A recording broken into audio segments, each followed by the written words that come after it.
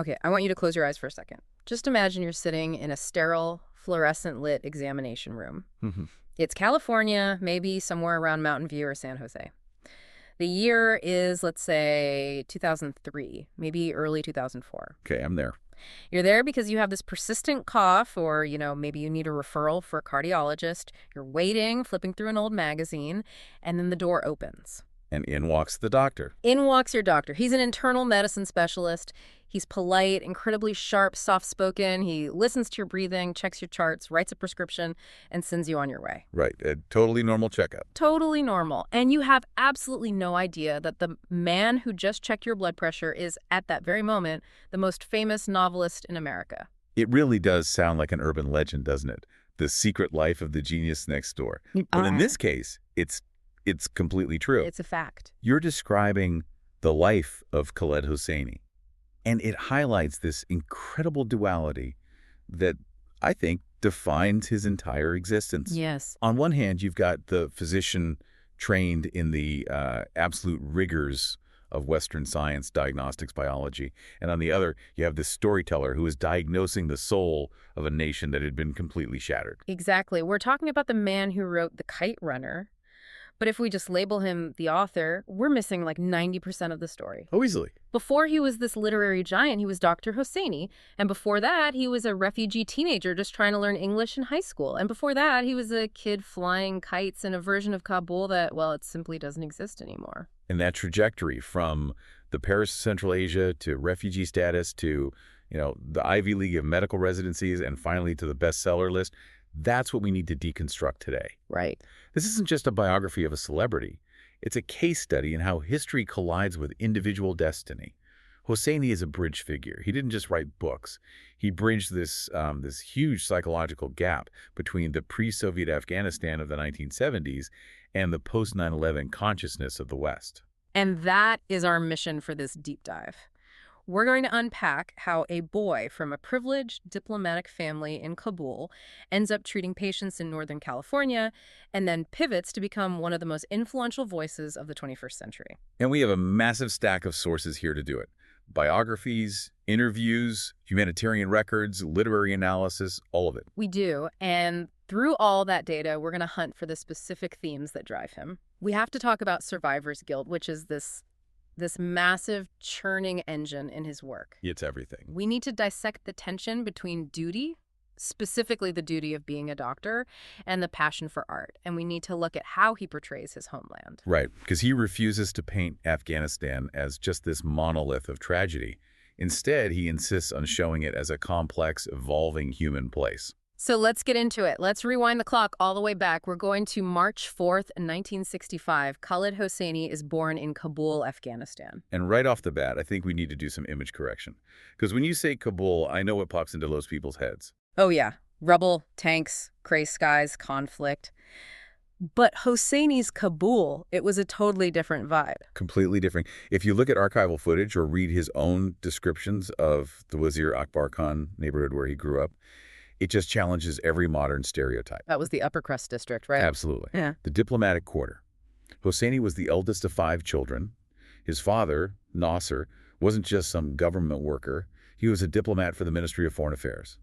His mother was a Persian language teacher. At a girls' high school. At a girls' high school. Let's just pause on that for a second. Yeah, that's a huge detail. His mother was a high school teacher in Kabul in the 1960s and 70s. It's a crucial detail that he brings up often. He's on record saying he grew up in a growing, thriving, cosmopolitan city. Cosmopolitan. He specifically mentions that during his entire childhood, he never once recalls his sister, Raya, suffering discrimination for being female.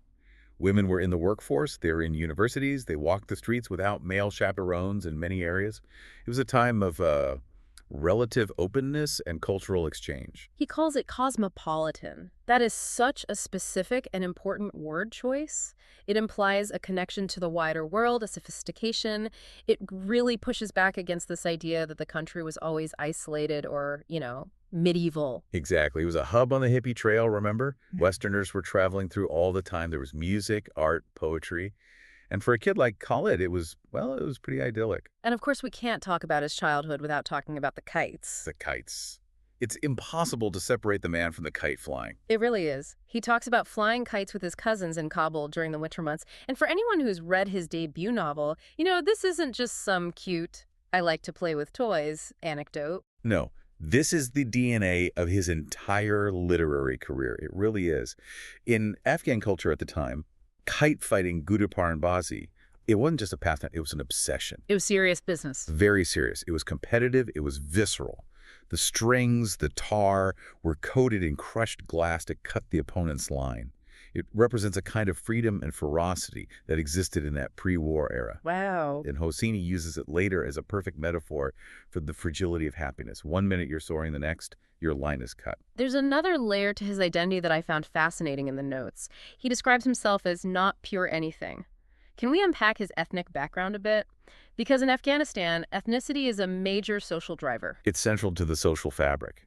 Hosseini is part Pashtun on his mother's side, specifically from the Mohammedzai tribe, which is a historically powerful, almost aristocratic lineage. Right. But he's also part Tajik. Okay. In a country where those ethnic divisions between Pashtuns, Tajiks, Hazars, Uzbeks have often been exploited for political conflict, Hosseini physically embodies a union of these groups. Which gives him a unique vantage point. He isn't stuck in one tribal narrative. He has a foot in both of the major ethnic power centers. Precisely. It allows him a broader, more empathetic perspective on the cultural tapestry of the country. But this stability, this kite-flying, cosmopolitan, privileged life was about to become very nomadic. Right, because his father was a diplomat. The family didn't stay put in Wazir Akbar Khan forever. No, the diplomatic life is a mobile life. So in 1970, they moved to Tehran, Iran. Okay. Then they come back to Kabul in 73. Then the big move happens in 1976. Hosseini is 11 years old.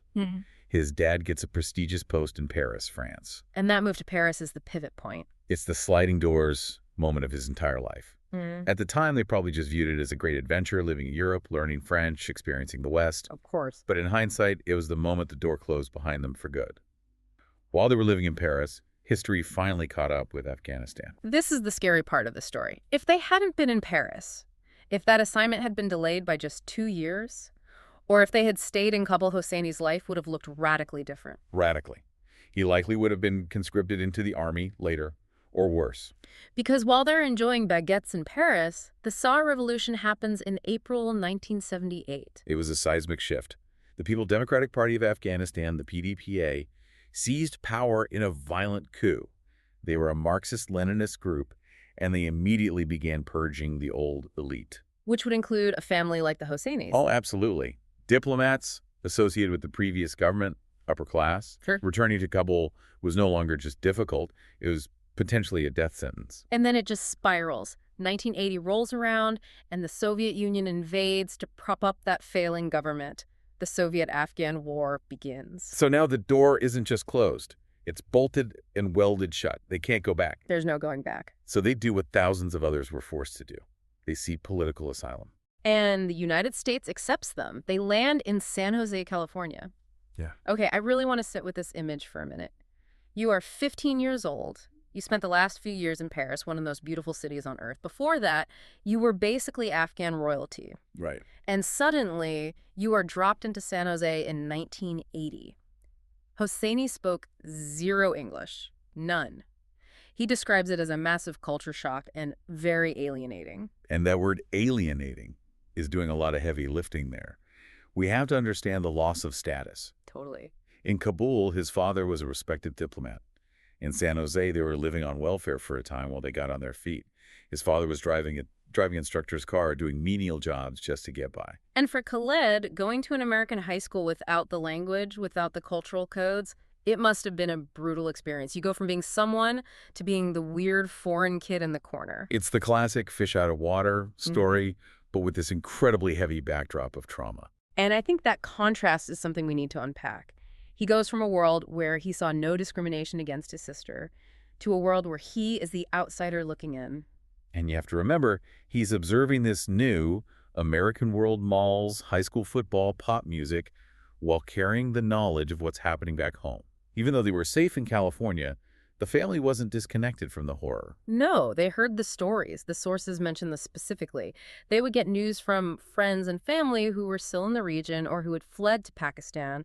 And this wasn't just, political unrest. This was nightmare fuel. Mass executions, people being rounded up in the middle of the night. Yeah. Hosseini has spoken about hearing that childhood friends, people he flew kites with, were imprisoned or just disappeared. There's one specific detail in the research that really stuck with me. It's about his wife's uncle. Yes, this is such a tragic story. His wife's uncle was a famous singer and composer in Kabul, a prominent cultural figure, someone who brought joy to people. And he disappeared. Just gone. To this day, they don't know exactly what happened to him or where his body is. That is the kind of ghost you live with. Can you imagine? You're sitting in a classroom in San Jose trying to figure out what a prom is, and in the back of your mind, you know your relative, the famous musician, vanished off the face of the earth. That is the seed. That's the seed of the survivor's guilt we mentioned earlier, the realization that safety is largely a matter of geography and timing. Why him? Why was he in Paris when the tanks rolled in? Why is he safe in California while his peers are fighting or dying? That question. That question haunts his psyche and eventually becomes the ink for his novels. But before he could address that guilt through writing, he had to survive in America. And for an immigrant family that has lost everything, status, wealth, home, what's the most reliable ladder backup? Education. Strict, high-level, undeniable education, and a respectable career. Which brings us to what Hosseini calls the arranged marriage. This is such a perfect metaphor for his journey into medicine. It really is. So let's look at the timeline. He graduates from Independence High School in San Jose in 1984. Then he goes to Santa Clara University, grinds out a degree in biology by 88. Then it's off to med school at UCSD. He graduates in 93. Then a really prestigious residency in internal medicine at Cedars-Sinai until 96 or 97. I mean, that is a solid decade-plus grind of high-pressure, peak performance. It's the quintessential immigrant success story. It absolutely is. But Hosseini explicitly likened his medical career to an arranged marriage. Meaning he did it out of duty, not love. Exactly. Think about what an arranged marriage is in a traditional context. It's a union based on family expectation, on securing a future, on stability and honor. It's not necessarily based on romantic passion. Not at all. And Hosseini viewed medicine the same way. It was an honorable path. It was a way to justify the sacrifices his parents made to get them to America. It was a way to say, look, we made it. We're valuable here. But he stuck with it. He didn't just dabble. He practiced medicine for over 10 years. And here's the kicker. He was still a practicing doctor when the Kite Runner was published. That's the part that blows my mind. He was. In fact, he continued to see patients for up to a year and a half after the book became a global phenomenon. That is just wild to me. Can you imagine? You walk in for your 10 a.m. appointment, and your doctor is the guy who just hit #1 on the New York Times bestseller list. Right. You're asking him about your cholesterol, and he's probably thinking about plot structures or his upcoming book tour dates. It speaks to his discipline, doesn't it? He didn't just drop the arranged marriage the moment he found a mistress, so to speak, in writing. Not at all. He honored the commitment until the writing career was undeniably viable.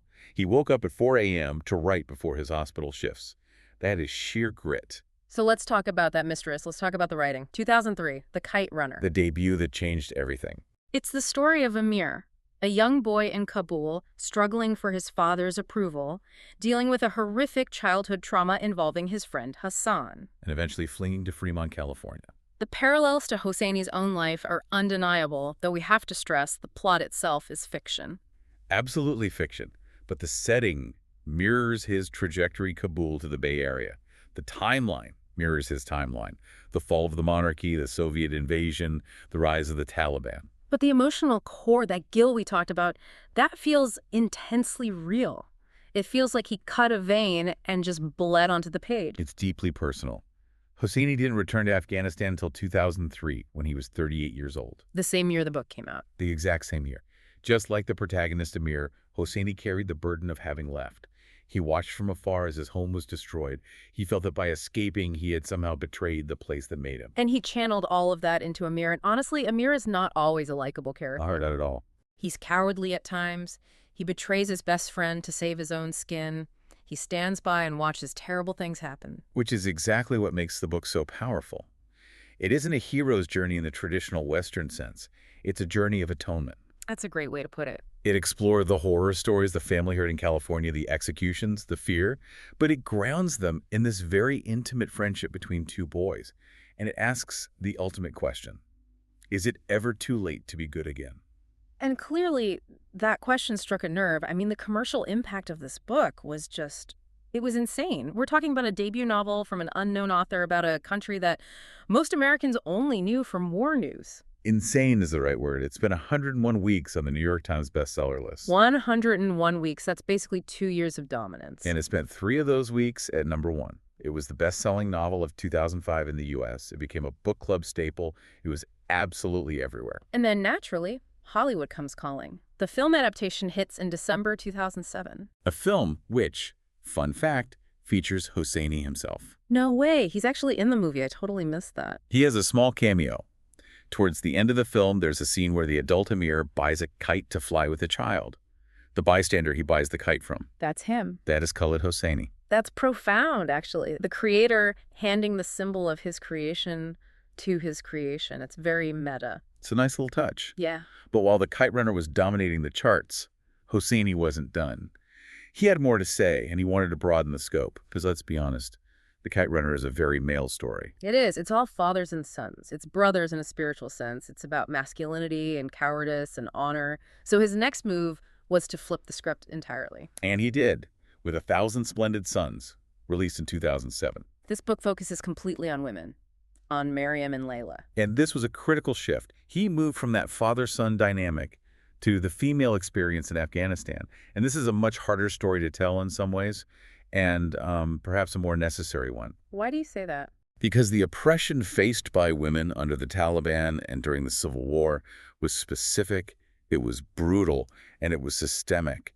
And it hadn't really been given that kind of mainstream novelistic treatment before. So the plot follows these two women from different generations whose lives get tangled up because they end up married to the same abusive man. Right, a situation that reflects the cultural and legal realities of the time. Yeah. The novel covers about 30 years from the Soviet occupation through the infighting of the Mujahideen to Taliban control and then the post-Taliban rebuilding. It's an epic.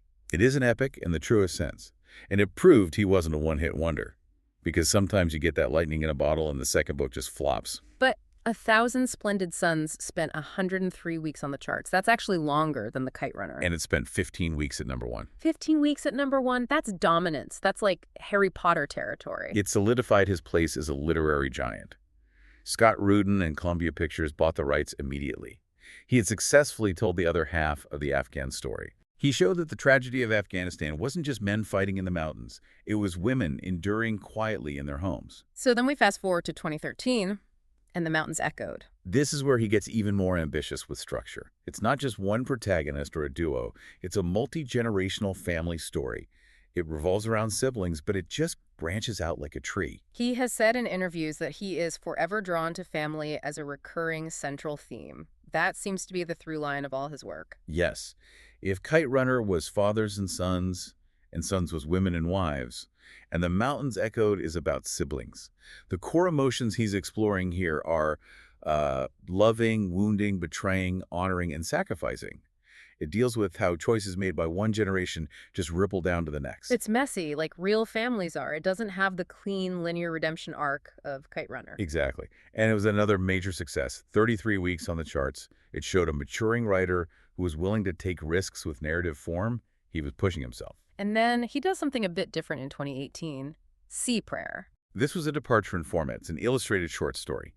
And the inspiration for it was heartbreakingly specific. This was about the Syrian refugee crisis. Specifically, the death of Alan Kurdi. Do you remember that image? Oh, God. The 3-year-old boy.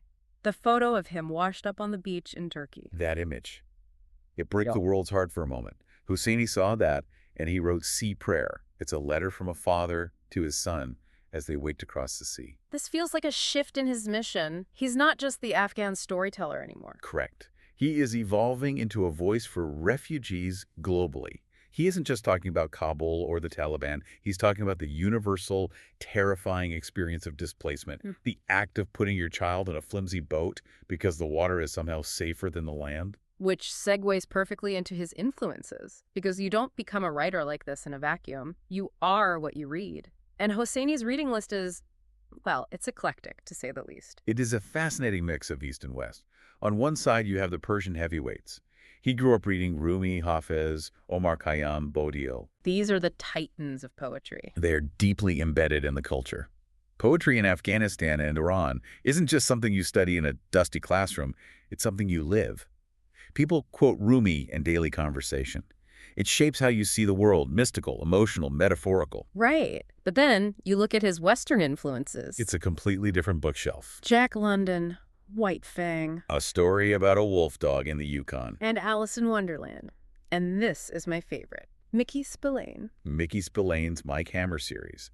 Hard-boiled American detective fiction. Gunfights, dames, punchy dialogue. I just love the image of a young Khaled in Kabul sitting in the Wazir Akbar Khan garden, reading Rumi in the morning and Mickey Spillane in the afternoon. It explains so much about his style, doesn't it? He has the lyrical, emotional depth of the Persian poets, that ability to talk about the soul and longing, but he understands the pacing and the hook of Western commercial fiction. He knows how to keep you turning the page. Exactly. He learned plot mechanics from the Americans and soul from the Persians. And we can't forget the music. The Afghan Elvis. Ahmad Zahir. Hosseini has called him a seminal memory of his time in Afghanistan. Afghan Elvis is a strong nickname. Yet it fits. Zahir is this huge cultural icon in the 60s and 70s who blended traditional Afghan music with Western pop and rock. So again, we see that theme of bridging worlds. It's a constant in his life. It is. Hosseini specifically cites songs like Madar and I Padesha Kuban as key tracks for him. Listening to that music, he says, transports him straight back to the kite flying days. It seems like everything in his life is about that bridge. The music, the books, the lifestyle, and he has put that into practice with his advocacy work too. He's not just writing checks. He's a Goodwill Envoy for the UNHCR. The United Nations High Commissioner for Refugees. And he takes this role very, very seriously. He established the Khaled Hosseini Foundation. And that foundation has a very specific goal, right? It's not just general aid. No, the focus is on providing humanitarian aid and, crucially, building homes for refugees returning to Afghanistan. This was directly inspired by a trip he took in 2007 with the UNHCR. Oh, wow. He went back to Afghanistan, his first time seeing the north of the country, and he saw the situation on the ground. People were trying to return to a country that had been shattered. They were living in, holes in the ground or under plastic sheets. So he decided he needed to help provide actual shelter. Putting his money where his mouth is. He's rebuilding the place that he writes about, quite literally, brick by brick. And doing all that while living his life in Northern California. Let's touch on his private life briefly before we wrap up. He resides in Northern California with his wife, Roya. They have 2 kids. And he describes himself as a secular Muslim. And despite living in the U.S. for over 40 years, he's fluent in both Persian and Pashto, maintaining that deep linguistic connection to his roots. And there was a significant family update recently in July 2022. Yes, he announced on social media that his 21-year-old child had come out as transgender. Which is just a beautiful moment of modern parenting. And given his background, coming from a culture that can be very traditional and where such topics are often taboo, it was a really powerful statement of acceptance and love. It reflects the core values found in his books, I think. If you look at his work, the ultimate virtue is always loyalty to family and the courage to be authentic. His public reaction to his child's announcement was perfectly consistent with the moral universe he's built in his novels. That's a great point. Love transcends tradition. Exactly. So let's wrap this up. We've gone from the kite-flying days in Wazir Akbar Khan to the shock of exile in Paris and San Jose, to the arranged marriage of medicine, and finally to literary superstardom. It's a journey that is defined by the transformation of loss into art. I mean, think about what he lost. He lost his home, he lost his status, he lost his connection to his extended family, he lost his native language for a while. A huge amount of loss. But he used the English language, Yeah. a language he didn't even speak until he was 15, to rebuild that home on the page for the entire world to see. He took that survivor's guilt, that feeling of why did I get away when my uncle didn't, and he channeled it into stories that forced the world to look at Afghanistan as a place of humans, not just a place of war. He humanized a region that had been dehumanized by decades of conflict headlines. Before Hosseini, for most people in the West, Afghanistan was a map on CNN. Right. After Hosseini, it was a place where fathers loved their sons, where women had dreams, where children flew kites. He made us care about the boy running for the kite, or the woman cooking in the kitchen, rather than just the soldier with the gun. Here's a thought to leave you with. Hosseini called medicine an arranged marriage. He was a good doctor. By all accounts, he was saving lives. But imagine if the Kite Runner had flopped. Imagine if it sold 500 copies and he just kept being doctor. He would have undoubtedly helped thousands of patients over a 30-year career. He would have been a success by any normal standard. He'd be a wealthy, respected physician in San Jose right now. But the world would have a completely different understanding of Afghan culture. We wouldn't have that bridge. It makes you wonder how many other arranged marriages are out there right now keeping brilliant stories from being told. That's a profound question. How many other voices are stuck in a career they chose for duty while their true contribution to the world is just waiting to be written? Sometimes you have to break the arrangement to find your true purpose. And in doing so, you might just heal more people than you ever could with a stethoscope. And on that note, we encourage you to look for the human story behind the next headline you read.